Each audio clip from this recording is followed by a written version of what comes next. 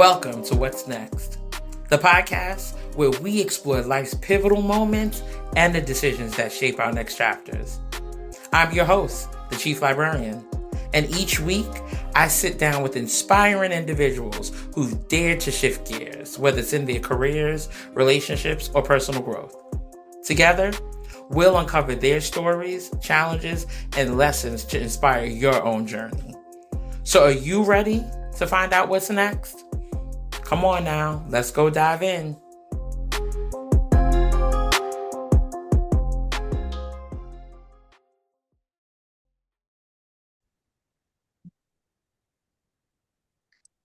Welcome back to What's Next with the Chief Librarian, the podcast where we help you navigate life's next steps through meaningful conversation about leadership, growth, purpose, career advancement, and personal transformation. I'm your host, Tiffany, also known as the Chief Librarian. Today's guest is Adrian Reynolds, founder of Empowered for Success. Adrian is passionate about helping individuals overcome limiting beliefs.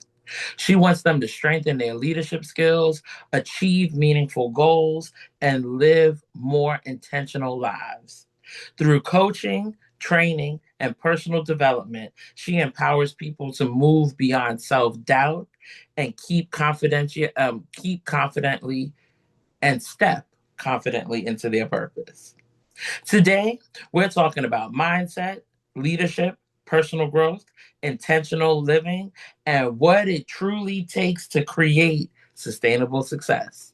If you've ever felt stuck, questioned your next move, struggled with confidence, or wondered how to turn your goals into reality, this conversation is for you. Adrian, welcome to What's Next with the Chief Librarian. Tiffany, thank you. Thank you for having me. I love it. I'm excited.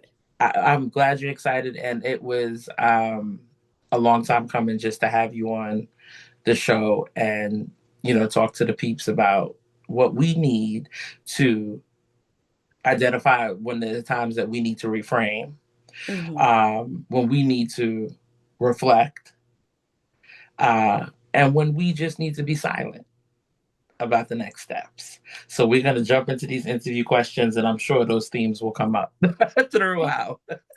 Sounds good. Okay, so Adrian, for those who may not know you, tell us a little bit about yourself and the journey that led you to create Empowered for Success. So, originally growing up, at first I wanted to be an actress. And then after a while, I said, oh no, I was more like an activist. I was like, I wanted to be a lawyer, right? Because I wanted to fight for justice, things that are unfair, and, fight for the people. And as I was growing, I actually dedicated my undergrad, grammar school, high school, everything was focused on law because I just knew that that's what I was supposed to do. And when I actually finally I was working at a law firm, but I wasn't fulfilled at that point. Mm. And I was like, what happened? This has been my life's dream. I'm finally somewhat here, and I'm not happy about it. And so then I started looking at the patterns in my life. And one of the patterns that was consistent was random people would come up to me and just talk and tell me their life story. Not just random, like, hey, how you doing? Getting to know you kind of thing. But literally, I would be sitting outside of a restaurant waiting on some food, and somebody would come up to the window and would tell me what happened with their day, what was wrong. Then they would tell me about how they grew up in their life. And I was like, okay. And at the time, like I said, I didn't think anything of it. But then once I realized that I wasn't happy in law, I was like, well, let me start paying more attention to that. And so I said, well, maybe I'm supposed to be a therapist. So I didn't want to let go of law per se, fully. So I said, I'll go into forensic psychology. And it just so happens that one of very few schools had a degree in it. And in Chicago was one of the schools that had it. Okay. So I was going through the process and I was like, yeah, I kind of don't want to do this either. So I was like, well, I don't know what to do. And so what wound up happening was I had a friend who she worked in group psychotherapy at a mental health facility. And she had been doing it for years. And the owner's wife went on maternity leave and they needed somebody to come in and um, facilitate the groups while she was out. And so I did. So, it's supposed to have been temporary. I wound up staying there until it closed. I was there for like 7 years. Wound Wow. up being the best job of my life, right? It actually changed my life. And while I was there, I was teaching like activities for daily living. And I found out about coaching. And so I was like, oh, well, that seems kind of, I like that, right? It's like a bridge between therapy and, just whatever, just the professional development. I was like, this is it. This is my lane, right? So I get to do my strategy. I get to help you plan your life, figure out the steps you need to take. It's a good balance, good bridge. And so I used it with the clients that were there. However, a lot of them stayed in nursing homes, right? So and it was they had severe mental illnesses. So a lot of that wasn't going to translate too far with them, Oh, but at least if we moved the needle, it was a good thing, right? that's So right. that's when I actually kind of reconsider or redefine what moving metrics look like, right? It didn't have to be this huge jump, right? And so I did that for a while, like I said, and when it closed, I wound up going into a healthcare facility managing that. While I was there, I was using some of my coaching skills with my developing my team, and it, it tested me, right? It tested me. Yep. And so I wound up getting a coach at that point. And what afterwards, she helped me so much. And it seemed small what she did, but it helped me tremendously. And I thought about it and I said, you know what? If it helps me, usually executives get coaches, right? New emerging leaders don't get that benefit. And I said, well, you Mm. know what? That's probably a need for that. So there comes Empowered for Success. That's how it was born. You solved the problem. You saw there was an issue. You said, "Hey, there's a lane for this, and I'm going to jump in." Mhm. And I absolutely love that. So before Empowered Success existed, who was Adrian Reynolds? Adrian Reynolds was some of everything. I wore many, many, many hats. So professionally, I have been an operations director, a project manager, a consultant, a trainer, a speaker. I've done acting. I've been a singer. I've been a bookkeeper. I had a club at one point. I've been a tutor, an event planner. I've been a bartender. I've even done hair. If it was legal, I probably have tried to do it. That's Okay. professionally, right? Because I've Okay. always been one to have my own business. Right. Personally, like I said, I've been like a pseudo therapist, an activist, and just somebody who was always trying to figure things out, hold everything together, and just keep moving no matter what was happening. I am a first generation college graduate. And Okay. so I always wanted to make my family proud, right? Not necessarily with the career field, but the simple fact that I could do something. They were, back in those times, they didn't have a lot of access to things. So if there was access to it and I could get into it, I was going to do it, right? And I knew that that would make them proud. So in a way, that sounds a lot like people pleasing, right?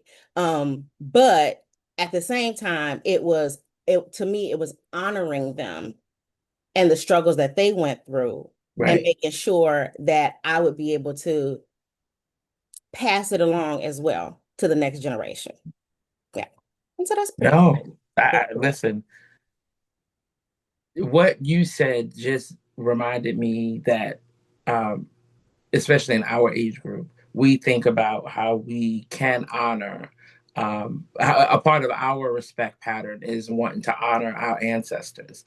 And we will often say, like, we stand on their shoulders, right? Like, they did a lot of the work, they fought a lot of the fight, and we are trying to continue that. So I understand, I didn't hear people pleasing in your response, I did hear honoring. Okay, good. Good. But you're right, there is a delicate balance with that, It is a fine line. for us. But that when in your response, I heard that you wanted to honor the legacy that your family has laid Yes. and continue that in a stronger way. And that's the thing. The differences and the strengths are what make us different. That we're all strong in different ways. Hmm. So it wasn't that our people weren't intelligent. Our people had to focus differently, and school wasn't a priority because survival was different. Exactly. Exactly. And understanding that dynamic actually, I feel like that kind of empowers us, right? Because that if we look back at that, they taught us how to be resilient, how to overcome situations, how to navigate. Was Yes. it necessarily always right? No. At the time, it was. Yes. So it's how do we take the underlying lessons and build on that? And that's That's right. powerful. No, I so that kind of tells us that there probably was a defining moment that changed how you viewed success, leadership, and personal growth. Right? I'm sure it was to you. So can you talk to us about what that was? So it was not one moment. Mm, It was a series of moments, right? So uh, now I realize it's a gift, right? But recognizing patterns. I didn't yeah. realize it was a gift at the time. But I have been good at recognizing patterns. And so for a long time, I would see myself like people saw me as intimidating, and I don't know why. And I would kind of brush it off because it wasn't intentional. And my thinking was, well, that's not what I meant, and so it shouldn't even matter to you. Um, and then there were like other little moments throughout my life, like conversations and things like that, that just kind of made me realize that I may have been coming off more defensive than I was trying to, right? So we think about intent versus impact. And so I there was a time where I was at a club dancing. And I remember it was we were stepping. And you know, when you step, the guy's supposed to lead you. Mm, And so me being a strong woman, right? My grandfather was like, you know, do what you got to do. And so I remember he whispered in my ear, he was like, you have to let me lead you. And I got instantly defensive. And at that point, I was like, okay, Adrian, maybe you do have some control issues because you are dancing. One seems like they don't have anything to do with the other, but what we don't realize is that everything crosses, right? everything. You are one being, we're holistic. So your professional self and your personal self, while it's different hats, it still shows up in different environments. And so that was one incident. Then I had a supervisor tell me that I needed to work on my interpersonal skills. And I was like, well, I'm better with connecting with some people than you are. So I got defensive, right? Right. Right. And I said, okay, Adrian, pause, self-awareness. Is there any validity to that? Mm, And I said, okay, I could see where I could possibly present that way at times to him. So valid. How, but that's not how I want to show up. So then I eventually started asking myself, Adrian, how are you supposed to show up? God called you to do a certain thing. He created you. And if he created you in his image, who do I want them to see? Do I want them to see mm, me, who grew up on the west side of Chicago and learned how to be defensive? Or do I want them to see God? And so it was like, it was truly an evolution okay. and walking in my faith that kind of was the defining moments. Yeah. That led you here. So your Mhm. work focuses on helping people overcome limiting beliefs. What Mhm. are some of the most common limiting beliefs that you encounter? Ooh, so some common ones. So first of all, we know limiting beliefs don't necessarily always announce themselves, right? They don't even necessarily sound negative a lot of times. They Right. could sound like being responsible, right? Yes. Being Yeah. ambitious, loyal, right? So Ooh, some of that the loyal common one. ones Hmm. are if I say no, no one will like me. Um, resting isn't being productive. Mm, I have to have a degree in order to be successful. mm, I have to do it all myself. How many times do we take on everything? yeah. I can't make a mistake, or I'm behind everyone else. Those are some common ones that you can kind of easily pinpoint and hear yourself saying, but there's some that are under the surface that we don't necessarily pay attention to, right? And so some of it is like people don't realize that their behavior can say, I have to prove my worth without you even saying it yourself. It's your actions, right? My way is the only way. That's a limiting belief, right? Because is your way the only way? No, it's not. I should have everything I want. Mm. That doesn't, you shouldn't, right? Because everything that you want isn't necessarily good for you. Mm. What I put out, I should get an immediate response or flooded interest. So what's fascinating about the person who believes or that their voice doesn't matter. So the person who believes that their voice doesn't matter, and the person who believes that they should get their way, they're kind of similar, right? Both are managing an insecure relationship with value. Mm. Okay. And so it's you build an armor around yourself, right? The expecting an immediate response, that's kind of like a comparison track, right? In the hustle culture that we are in, um, we're living like this life sentence of we have to do, have to. We don't have to do, we get to do. This is where we talk about reframing what we say, right? Because our words actually fuel those limiting beliefs, right?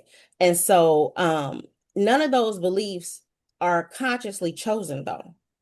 There are things that we have heard repeatedly, we've watched or experienced in some way, and they've molded us as we've grown up. And eventually, we don't even question it. It's just, Yeah. it is how it is. And it's to what we were talking about earlier, like we as Black people, just knowing our history influences our beliefs, especially if we don't look at them and figure out how to take the lesson from it Right. and make it Right. better. Right. We can get defensive and just be more distrusting and keep ourselves from environments and experiences because of what we've learned from our own history. And so those are some of the limiting beliefs that I've seen and heard and have Okay. experienced myself. And I was gonna say it sounds like it was the range of it, and I like that you went from talking about your own to some that you have, encountered or observed or heard from others. Hmm.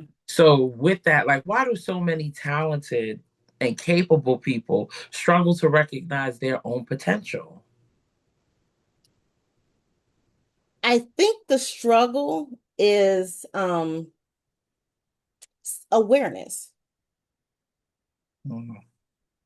really not being really aware, right? So again, we're taught different things as we grow up. And so we don't take the time to pause to actually say, is this who I really am? As Right. in our age group, right? It's not until you get older that you kind of sit back and start reflecting. And it's funny because you think as you get older, you kind of get tired. And so your body doesn't drive the way it used to, and it forces you to sit down and Right. have those reflect and Right. make those reflective thoughts. Right. So I think a lot of times that we're not that way because we're so focused on chasing success and what that definition is that we don't take the time to evaluate. Mm. I could see that. Um, the self-awareness has been coming up a lot just in my work. Lack of too hyper, because the thing is both extremes. Some people are hyper self-aware and Hmm. others are lack self-awareness. Yes. So Yeah. um I wonder, how do mindset and self-awareness impact professional and personal success though? So how do mindset and self-awareness? So when you think about your thoughts, okay, um, we don't. Mm. So when you are self-aware, it means you've actually sat and you are aware of what you're thinking. So a lot of times we run into autopilot and we're just taking actions Mm. or inactions. And we hear those voices sometimes, but we don't actually acknowledge them or speak them out loud sometimes. I guess that's what I'm trying to say. We don't speak it out loud. And but it's there. And so that is a mindset that we have.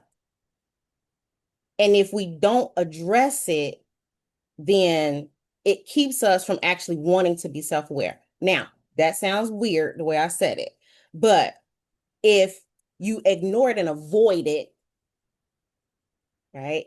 Mm-hmm. Because we don't want to change. It's uncomfortable. It's another thing to add to the list. And that being self-aware is not does not equate with success. We weren't taught that.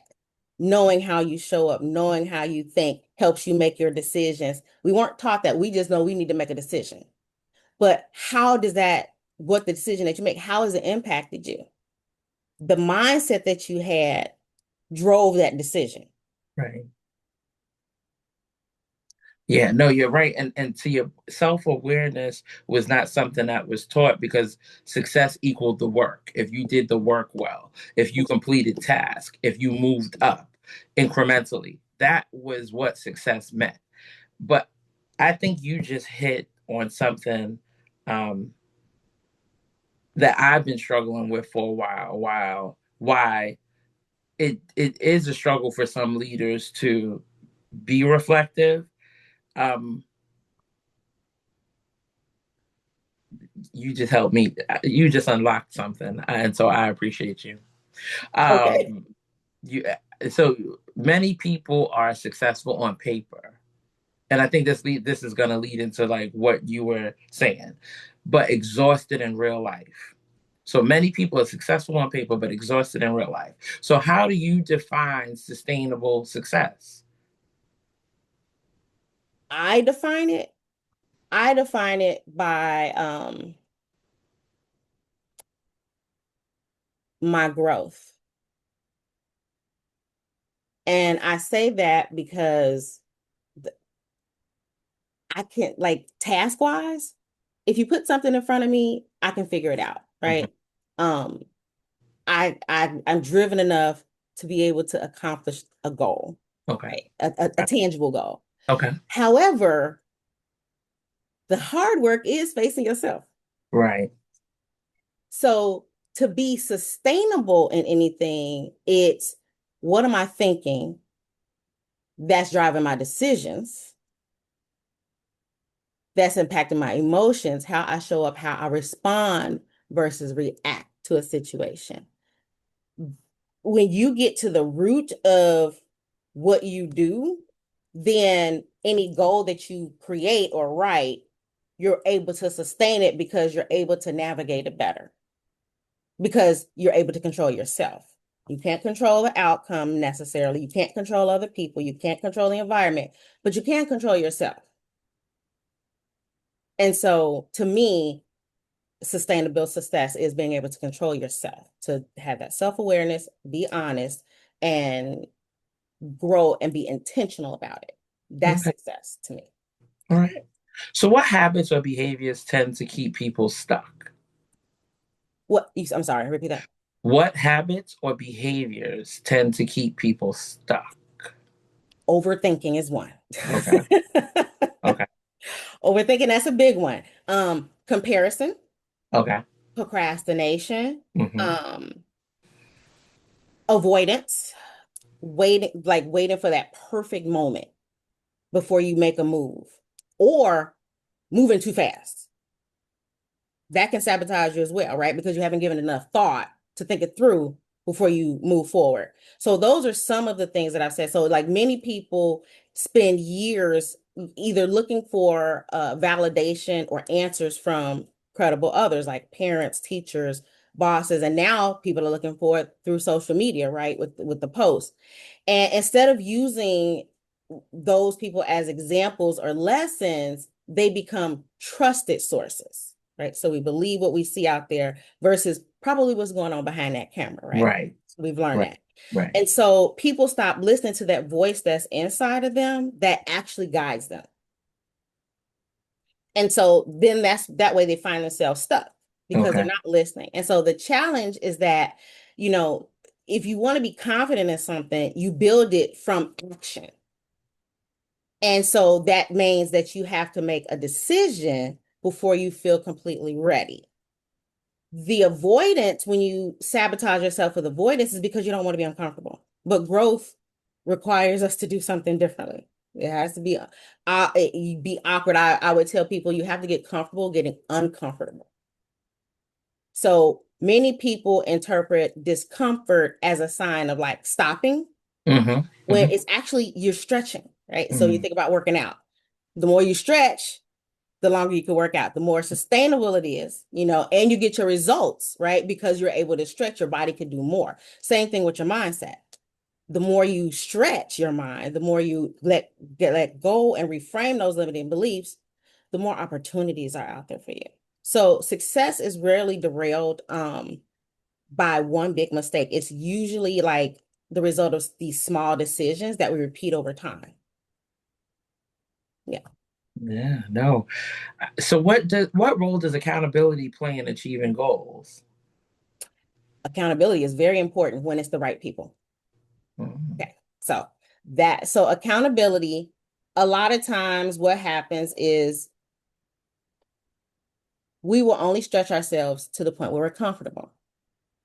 An accountability partner is someone who can see something in you and help encourage you to pull things out more, right?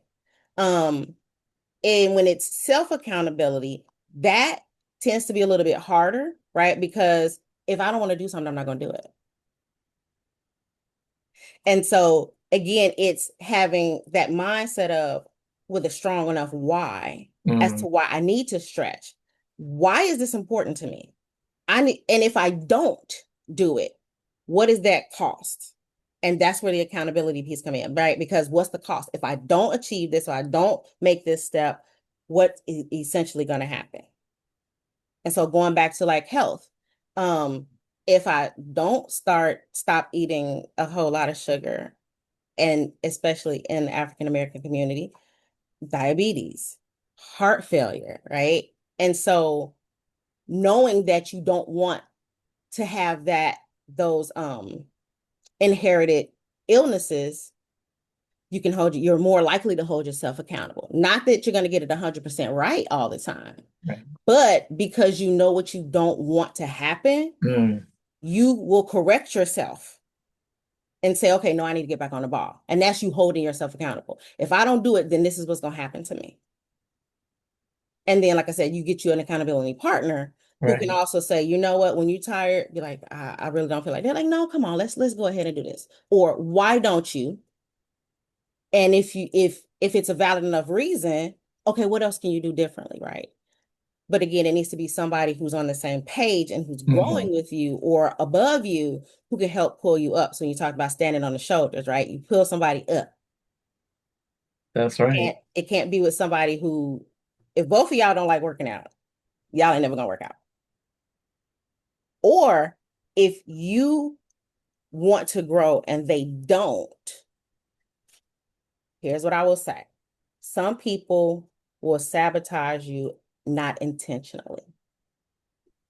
It's because they their own journey, they're not ready to grow. And because you're growing, it's going to cause them to grow and they will stay stagnant. And if you're not strong enough in your why and what you want to do, and I know I pivoted from your question, but if you're not strong enough in what you want to do, then you'll stay stuck. No, but that goes to the earlier question. So you're Mhm. connecting, Mhm. there's a connective theme here, It right? all it all interconnects. It does. So you leaned into this a little bit, but I want you to talk about and share more about your approach to helping people move from intention to action. So, my approach is I love setting goals. Okay. I'm all about a goal, but I'm also at this point about realistic goals. Mm, And so over we start with these big goals because that's what we're taught, right? It's the big goal. You're chasing the big bag, the big this, the big this. That kind of helps lead to burnout, right? If you're chasing the big. Breaking them down into smaller goals is what helps, right? You have to break a goal down into something that's realistic for who you are, where you are right now, and build action steps that will help you grow and develop into the person who achieves the goal. A lot of times we set that big goal and we try to create steps based on what that person would do but we haven't built that muscle yet. And when we haven't built that muscle, we fall short on the goal. So we stop. Okay. So I help them create a smaller goal that's more realistic. Okay. And then one of the other things is talking about obstacles because life Mm. happens. Things happen, It whether it's from our own limiting beliefs that get in the way, or our habits and our patterns that get in the way, or just life in general that could kind of throw us off. So I try to ask, what could stop you from accomplishing this week? What'll keep you from doing? And then we create a plan of attack. So when this happens, or if this happens, what are you going to do? How do you redirect yourself back on get back on track? Sometimes we know what happens on the surface, what could block us, but again, thinking about internally, we don't necessarily always realize the internal battles that we're fighting or challenges that come up for us that other people may see, and those actually can hold us back. So they could be those limiting beliefs that you don't even recognize yet mm, because you really haven't done the inner work. And so I try to help you create that plan of attack around those obstacles. And then as we go along, identify some more obstacles, right? So you could create an action plan as to how to not let them distract you from your path. But it's a growing process, right? Because like I said, a lot of times you don't necessarily know in the beginning. And so you have to figure it out on your own. Right. It's like that kid, you tell them not to touch the stove, the hot stove, but sometimes they got to touch it to figure it out. So right. it's okay. Nothing else was gonna distract you. Well, this time it's been 4 weeks. You still haven't worked on this. Why not? What have you been doing? Why was that a priority? Mm. And I think one of the biggest things that we don't realize, or we kind of realize it, but we don't know how to address it is putting other people first. Mm. We don't address that. And that comes from either learning that we're supposed to serve and help others, and that's what we're supposed to do, which we are, right? But not at the sake of our own selves. And then sometimes it's just truly avoidance. I just I don't want to, and I Yeah. have to do it. And so um those are some of the things that I work with people on. It's like, why is that? And if whatever is distracting you, if that's more important, then maybe your goal isn't a priority right now. And you need to reevaluate and do it and create another goal that aligns with where the season that you're in. Mm. Because that's the other thing too. Sometimes we create goals and that's not the season we're in. And so it's harder to accomplish something because that's not where my heart is right now. I don't want to be bothered. And I think So working out is usually the best example of that, right? yeah, so it's like the thing you have to do or you think you need to do, but it's not the time to do it. Times and seasons is important, right? Um, and yeah, you think you have to do it, and it's just not the time. It's not. Mm. There might be some other things that you have to address first. I agree. I agree. No. So what advice would you give someone who knows that they need to change but doesn't know where to begin, right? Because sometimes it's that first step that keeps us stuck or paused or halted. Well, first, the simple fact that you said the person knows that they need to change. That's the first thing, right? So I would applaud anybody who says, I know I need to change, because that takes courage to admit that, right? Because that's admitting that what you're doing right now isn't working. Right, right, right. So that's one of the first steps. But after that is seek help. What is it that you want to change? And then find help, whether it's an actual person, whether it's a book, a podcast, something, but start doing the research and the work around, like, what do you want that to look like? What is Mm. that change supposed to look like? Right? Because a lot of times, like, oh, I need to change. Okay, change what? Okay. Well, if you were to get it, what would you look like on that end? And they're like, I don't know. So getting a vision, and one of my favorite scriptures is Habakkuk 2, write the vision and make it plain. And Mhm. a lot of times people stick with just that part of it, but the rest of the scripture says, so someone could pick it up and run with it, including yourself, right? If you're not clear on what you want to do, you can't even run with your own vision. So if you know you want to change, find resources, good resources, credible resources that can help you to facilitate that change. No, that makes so much sense, and I hope that that is resonating with folks because it's resonating with me, even at this big age and big, and I say this big age of like even being in leadership for 20 plus years at this point, is resonating. So I will say, right? So I'm glad you said that because you think about that's a belief, right? That's one of those beliefs that when you reach a certain point in life, you should just know. Says who? We're not supposed to know everything, right? Because if you knew everything, then we wouldn't need anybody else. And there would be no room for growth if we knew everything, That's right? right. And so as we get older, we learn how to do things differently. So even if you like you knew how to goal set before, right? But now this person here can't goal set like Tiffany back then. Or I Right. can't goal set like Adrian back when I was 20. Right. I need to goal set like Adrian at 49. Right. That's right. All right. So And it's it's it's and it's all different those things. for so many reasons. So not only are the experiences and the life experiences and the professional experiences different from 20 to your 40s, as you grow and get to be more comfortable with who you are in your aging, that does something for you too with your confidence and everything. So it's like Yes. decades add more than just time to your life, or It adds should, wisdom. or should. Yeah, good point. It should.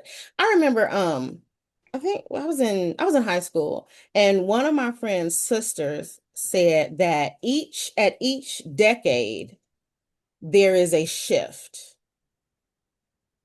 And if I didn't understand at the time, but I think by the time I hit 40, I actually literally felt the shift. Like in my body felt the shift. And then I was like, oh, and Holy Spirit brought it back to me, remembrance as to what was said before. And I now I'm looking at patterns, right? So what happened when I turned 30?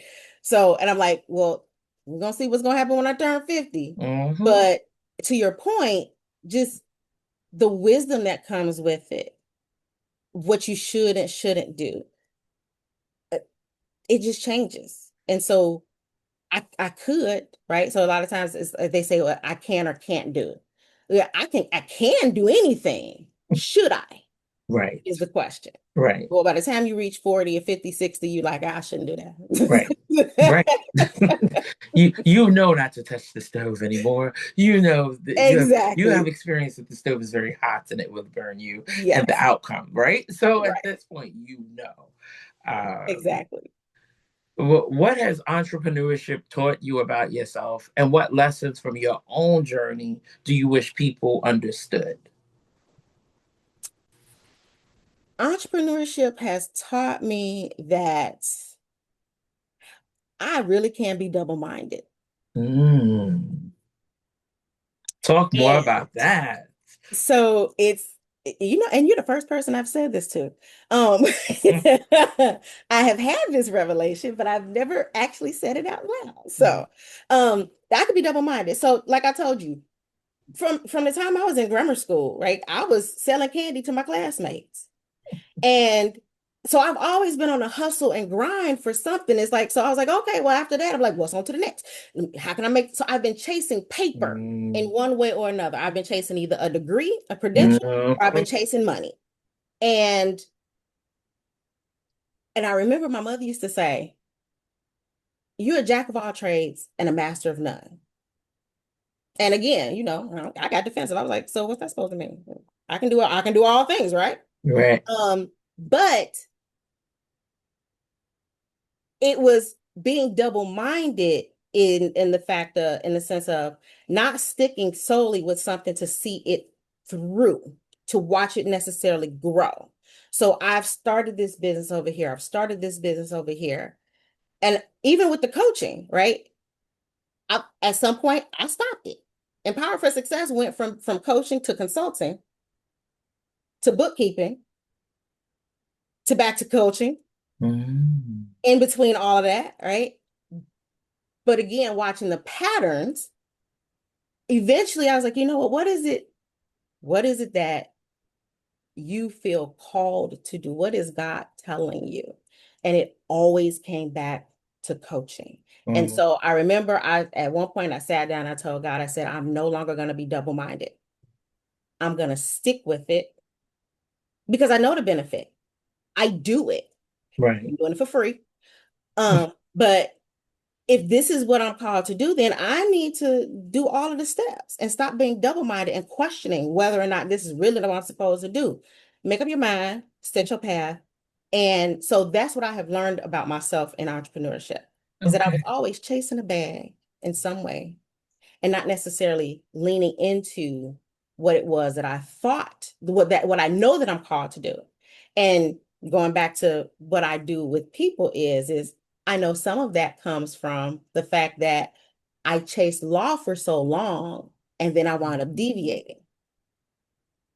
And so then I started second guessing. Well, is this really what I'm supposed to do? Let me try this. Let me try this. Let me try this. Mm. If that's what God told me to do, that's what I do. So that's what I've learned about myself, is that I can be double-minded, and that overthinking doesn't help me because Okay. I'm a thinker. And so just getting very clear as to what I want the business to look like, Mm. how I want to show up, who I want to help, and how I want Mm. to help them. And not be so concerned with if it's a touchy subject, if it's a touchy point, right? Because with what I do, a lot you not people aren't ready to face themselves like that, right? It's some people look at it as therapy. It's not therapy, but Right. it makes you think enough It sure does. to where you feel like you might be in therapy. And just hearing people over the years, even when I wasn't trying to, I would hear people say, Adrian, I ain't trying to think right now. And so all of that contributed to me being in and out of it. And so that's what I know. Entrepreneurship is for me, but I needed to be clear and stick with it and be in one lane. That's what I learned. That's what you learned. Now, what lessons do you think more people, you wish that people understood? What I heard you kind of say is like, that was your personal journey. But for somebody, let's just say me, right? I'm a professional. I have a 9 to 5, but I'm building a business model. What do you think that what's some lessons that I could take away or understand in this journey? One is that you can have a 9 to 5 and build a business. It's going to take a little bit more work, Mm-hmm. right? A little bit more, few more sacrifices, but it is possible. The other thing is that knowing who you are and what you want, right? So again, being clear on what it is that you want to do. Because if you're not clear on what it is that you want to do, then you're going to be constantly spinning your wheels and you're Yeah. going to get tired and you're going to Yes. be double-minded and go and do something different or stick with the 9 to 5 and not pursue, not submit that post, not hop on that video, do that live, things like that, because you're not necessarily bought into what it is that you really want to do. So you have to know that this is your whatever it is that you're trying to do is what you're called to do at this moment, because it might change, right? That's important. But for the season that you're in and the person that you are now, there's something that you need to learn in it as well as help somebody else. So and the other thing is not necessarily knowing or taking your hand off of the outcome. I guess that's what I'm trying to say. We like to know what the outcome is going to be. You're not going to know. You're not going to know. You're So only going to trust the know a little bit. process. So be clear on what you want and what you're offering and what direction you want to go in, but also meaning like not your lane, but like be clear on what you want to offer, whatever, instead of Yeah, topic wise, right? yes. Yeah, because you build that as you know, but you do Hmm. definitely need to know what it is that you want to do, that you like to do, that brings you joy, Yes. right? And that there's a need for it. I would say there's a need for everything. People will buy a lot of things that you think are like, wow, people are selling what? But there's a need for a lot of things. And the other thing to know is that if you don't pursue it, there's somebody who won't be healed or touched because you stood in your way. So it's not just about you, it's about your audience. Okay. Received. I get that. So what's next for Adrian Reynolds? What's next for me is so doing more speaking, as well as I am currently building out Empowered for Success the way I originally intended for it to be. And that is with the behavioral intelligence system, right? Where it is actually marketed that way and not me silently, secretly doing it. That is the market. That is what you're going to get. And then within that, I'm building out like the different tools and resources, as well as one of the things that I hear a lot of people say nowadays is, how do I do it? Right? Coaching really is about helping the person like identify things and where the gaps are, and you can help with the practical, but for the most part it's helping the person figure it out on their own. But a lot of people really just, I need some steps, I need, what does that Yeah. look like practically? And so that's what I'm building out is, what does that look like practically? How do I show up when there's a microaggression in front of me? Somebody has said something that has triggered me. How do I recognize my trigger? How do I calm my nervous system? All of those things is what's coming. I love it. So if listeners remember only one thing from today's conversation, what do you hope that is? That to become the successful version or the successful person that you were created to be is to look within. Give yourself permission to look within. Don't stop shrinking, stop second guessing, stop, I'm standing 10 toes down on who I am. Give yourself permission to grow, to take up space, to try something new, but look within in order to do it. What am I doing that could be sabotaging my growth? Mm. And then work on that. Adrian, I want to thank you so much for your insight, for your wisdom, for your energy, for your light that you're sharing with us. Thank you. Thank you. You're welcome. It's very important. And I think, especially for people who are either entering leadership in any way, whether it's entrepreneurial, if it's professional, if it's motherhood, parenthood, whatever it is, leaning in, we need supports. And that's what it sounds like you shared today. And so I'm so thankful to have had you on the show today. And I want to know, where can people find you? So first, thank you for having me. And where can you find me? So I am on LinkedIn, at Adrian Reynolds without the S. Also on Instagram with Empowered for Success LLC. And then my website is www.empoweredforsuccess.org.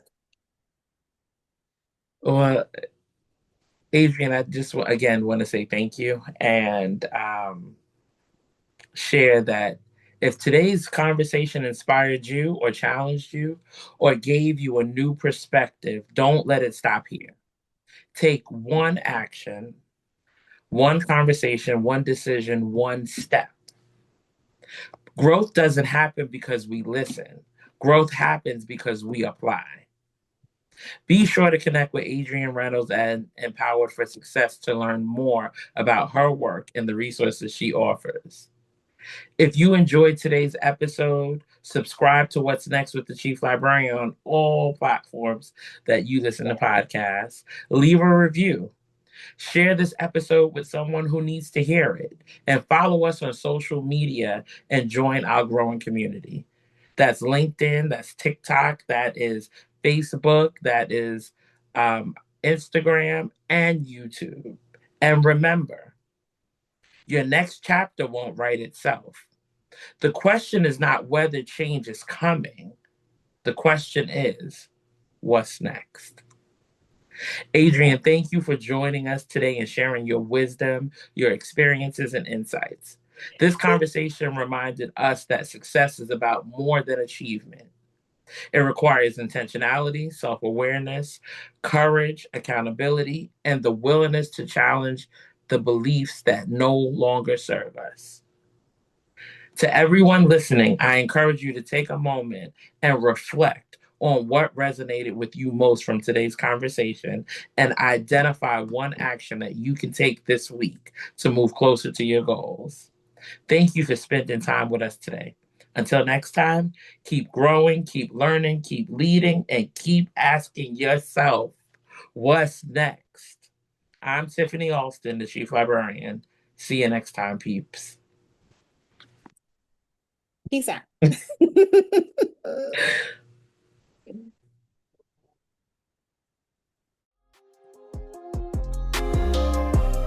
Thanks for tuning in to What's Next with the Chief Librarian. I hope today's conversation sparked new ideas and gave you a fresh perspective on life's transitions.